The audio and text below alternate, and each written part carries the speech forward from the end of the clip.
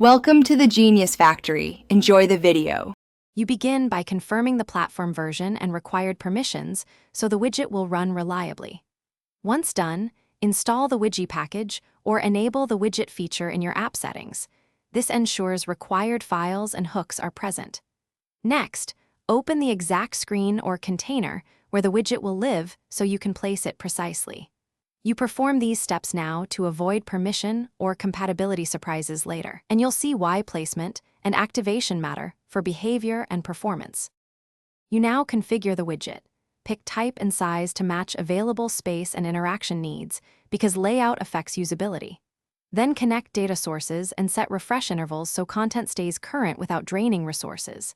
Make sure access rights are granted for any APIs or local data.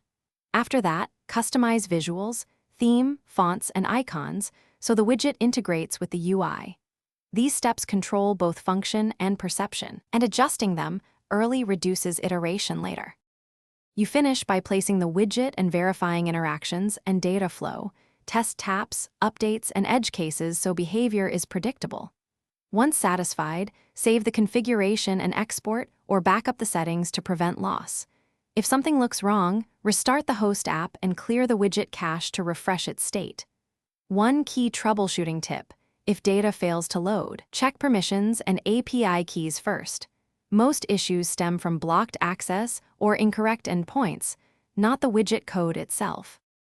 Thanks for watching. If you found this helpful, don't forget to like and subscribe.